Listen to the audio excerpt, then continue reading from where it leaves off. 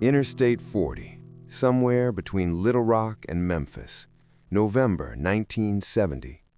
3 in the morning. A Greyhound tour bus parked on the shoulder of a highway, hazard lights flashing in the darkness. Inside, Johnny Cash sits in the front row. Across from him, in the aisle seat, is Waylon Jennings. Both of them are supposed to be asleep. The rest of the band is in the back. The driver is outside, checking something mechanical. And in the quiet between them, Waylon says something that makes Johnny's jaw tighten. You ever think about how many people you've destroyed trying to save yourself? What happens in the next 20 minutes will determine whether these two men ever speak again.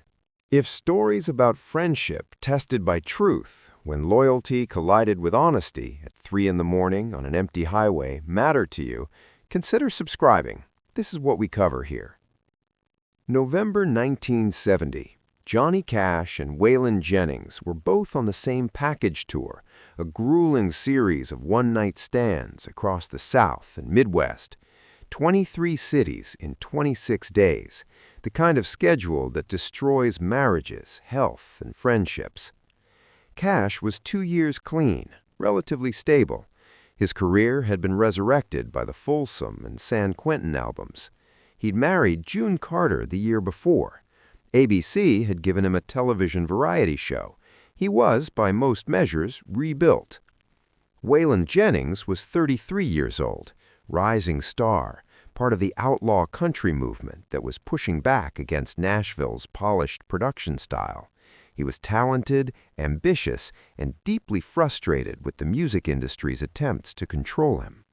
He was also using, heavily. Not the same pills Johnny had used. Waylon's poison was amphetamines and cocaine. Different substances, same cycle.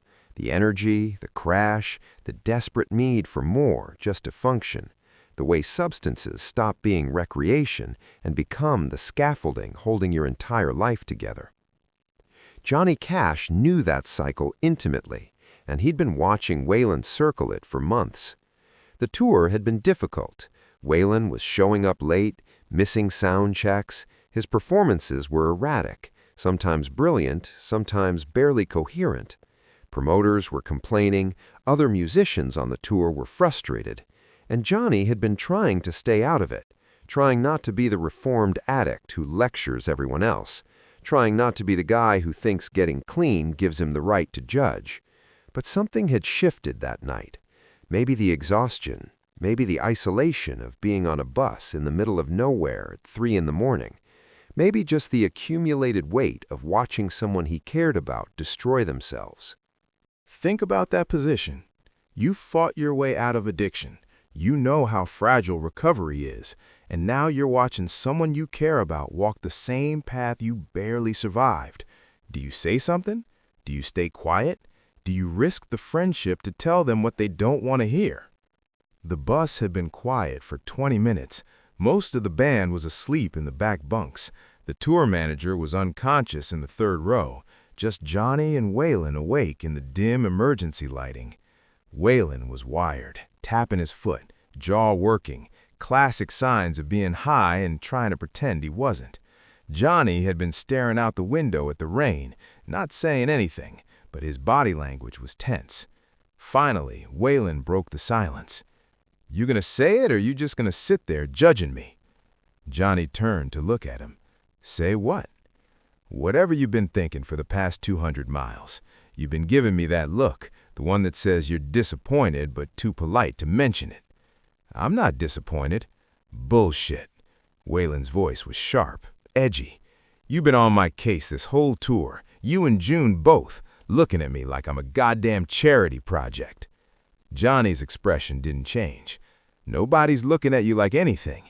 Then why do I feel like I'm being watched constantly? Why does every conversation feel like an intervention waiting to happen?" "Maybe because you know what you're doing." There it was, out in the open. Waylon leaned forward. "And what exactly am I doing, Johnny?" "Same thing I did, for years, convincing yourself you're functional when you're falling apart. This kind of confrontation, raw, uncomfortable, between people who actually care matters. If you believe that real friendship sometimes means saying what hurts, consider subscribing. This channel is built for people who understand that tension. Waylon's face hardened. You want to talk about taking people down? Let's talk about what you put June through, what you put your first wife through, what you put your kids through. You were arrested 7 times. You destroyed hotel rooms. You got so high you didn't recognize your own band members. I know what I did. Do you? Because from where I'm standing, you got lucky. You got clean because June decided you were worth saving, because your career survived long enough for you to have a comeback, but you act like you did it alone, like you figured something out the rest of us are too stupid to understand. Johnny's expression shifted slightly. Not anger, something closer to recognition. You're right, he said quietly. What? You're right. I didn't do it alone. I got lucky. People stayed with me who shouldn't have. People forgave me when I didn't deserve it. I put June through hell. I put my kids through worse. He paused. That's why I'm talking to you now, because I know what happens next, and I don't want you to wake up in 5 years and realize you destroyed the only people who cared enough to tell you the truth.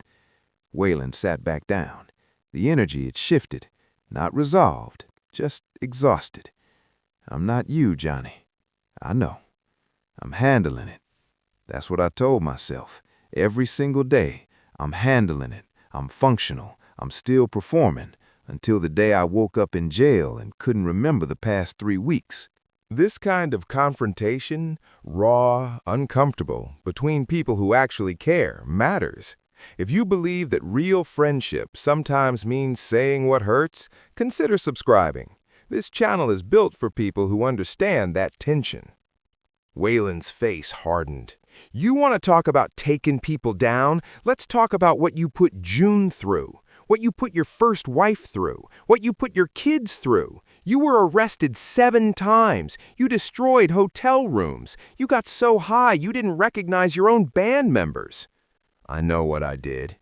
Do you? Because from where I'm standing, you got lucky. You got clean because June decided you were worth saving, because your career survived long enough for you to have a comeback. But you act like you did it alone, like you figured something out the rest of us are too stupid to understand. Johnny's expression shifted slightly. Not anger, something closer to recognition. You're right, he said quietly. What? You're right. I didn't do it alone. I got lucky. People stayed with me who shouldn't have. People forgave me when I didn't deserve it. I put June through hell. I put my kids through worse. He paused. That's why I'm talking to you now, because I know what happens next, and I don't want you to wake up in 5 years and realize you destroyed the only people who cared enough to tell you the truth. Waylon sat back down. The energy had shifted. Not resolved, just exhausted. I'm not you, Johnny. I know. I'm handling it. That's what I told myself every single day. I'm handling it. I'm functional. I'm still performing, until the day I woke up in jail and couldn't remember the past 3 weeks. The rain had gotten heavier. The driver was still outside, probably waiting for the argument to finish before coming back in. Waylon stared at his hands. What do you want me to say? Nothing. I'm not asking for a confession. I'm not asking you to admit you have a problem. I'm just asking you to think about something. What? Waylon leaned forward slightly. When you're alone, really alone, not high, not performing, not convincing anyone of anything, do you like who you are right now? Waylon didn't answer. Because I didn't. For years I didn't. And I kept using because the alternative was facing that. But the drugs don't make you someone different. They just delay the moment when you have to look at yourself honestly. And you think that's where I am? I think that's where you've been for a while. And I think you're scared. Because getting clean means losing the thing that's been holding you together, even if it's also destroying you. Waylon's jaw was tight. You ever think about how many people you've destroyed trying to save yourself? The question hung in the air. Johnny didn't flinch. "Every day," he said. "Every single day. That's why I'm talking to you, because I know what it costs, and I know you don't believe it yet, but you will." If this moment, this raw exchange between two people who understood each other too well, means something to you, hit the like button. It helps these stories reach more people. That's all. Just, if it mattered, let it show. Waylon stood up again, this time not to pace, to leave. "I can't do this. I can't sit here and let you psychoanalyze me like I'm your redemption project." "That's not what this is." "Then what is it? Because it feels like you're trying to fix me to feel better about what you did to yourself." Johnny stood too. The bus suddenly felt much smaller. "I'm trying to tell you that I care about you, and I'm watching you do exactly what I did, and I know where it ends. You don't know anything about where I'm headed. You're right. Maybe I'm wrong. Maybe you're different. Maybe you'll be fine. But if I'm not wrong, if 6 months from now you're in a hospital or a jail or worse, I need to know I said something. I need to know I tried." Waylon's expression was unreadable. Anger, defensiveness, fear, recognition, all of it mixed together. "What if I don't want to be saved?" "Then you won't be. Nobody can save you, you know that. I couldn't be saved until I was ready, but being ready started with someone telling me the truth, even when I hated them for it. And you think I'll thank you someday, like in some movie where the recovering addict comes back and says you changed their life? No, I think you'll resent me. I think this conversation might end our friendship. I think you might tell people I'm self-righteous and judgmental and don't understand your situation." Johnny's voice was steady. "But I'd rather have you alive and hating me than dead and having never said anything." The driver climbed back onto the bus, saw the two of them standing in the aisle, tension thick enough to cut. "We're good to go," he said carefully. "Whenever you're ready." Neither Johnny nor Waylon responded immediately. Then Waylon moved toward the back of the bus, stopped halfway, didn't turn around. "I'm not you, Johnny. I'm not going to crash the same way you did." "I hope you're right." Waylon disappeared into the back. Johnny sat back down, stared out the window as the bus pulled back onto the highway. They didn't speak again for the rest of the tour. 4 more cities, 4 more shows. They performed, they traveled, but the conversation on that bus had created a distance that words couldn't bridge. The tour ended in Memphis. Everyone went their separate ways. Johnny and Waylon's friendship, which had been built on mutual respect and shared frustration with Nashville's establishment, was damaged, not broken completely, but strained. Waylon continued using, got worse before he got better. By 1972, he was consuming enormous quantities of cocaine. His first marriage fell apart. His career suffered. He alienated people who tried to help him. He didn't get clean until 1984, 14 years after that conversation on the bus. When he finally did, when he was ready, he called Johnny Cash, said he'd been thinking about what Johnny had told him that night, said he'd hated him for years because of it, said he'd convinced himself Johnny was wrong, projecting, trying to control him, said he finally understood. In 1988, both Johnny Cash and Waylon Jennings were interviewed together for a documentary about outlaw country. Someone asked about their friendship, about the rough patches. Waylon brought up the conversation on the bus. Johnny seemed surprised he remembered it. "I thought you'd forgotten that night." "I tried to," Waylon said. "Spent years trying to forget it, because what you said was right, and I wasn't ready to hear it." The interviewer asked what had been said. Waylon looked at Johnny.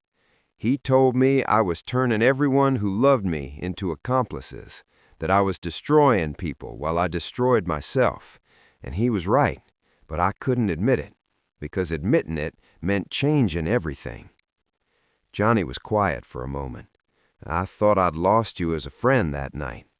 You did, for a while, because I needed you to be wrong more than I needed you to be my friend. And now? Waylon smiled slightly. Now, I'm glad you were more interested in keeping me alive than keeping me happy. When people ask Johnny Cash about that night, he's always careful about how he describes it. He never claims he saved Waylon, never suggests the conversation was the turning point. He says he told the truth because staying silent felt like betrayal, like watching someone drown and not throwing them a rope because you're worried they might not grab it. Most people don't get clean because someone tells them to, Johnny said in a later interview. They get clean when they're ready. But sometimes being ready starts with someone caring enough to tell you the truth, even when it costs them something, even when it damages the friendship, even when you might hate them for it. He paused. I didn't know if Waylon would ever forgive me for that conversation, but I knew I'd never forgive myself if I stayed quiet and he died. This wasn't just about one conversation on one bus between two musicians.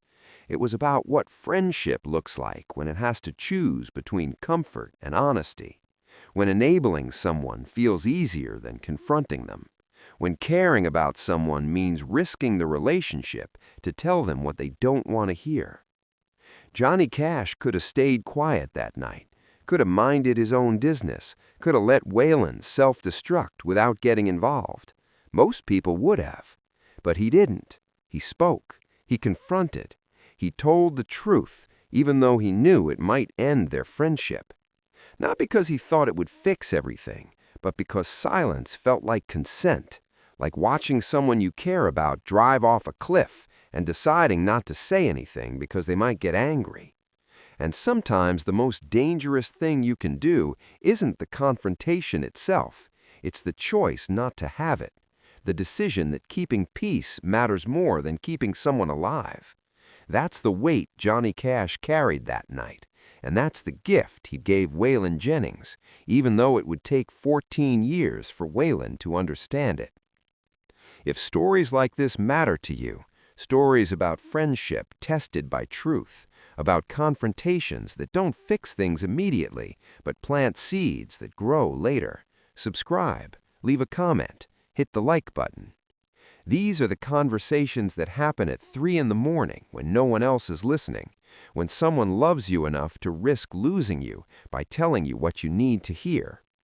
This is history told from inside the spaces between people, and if that matters to you, I'm glad you're here.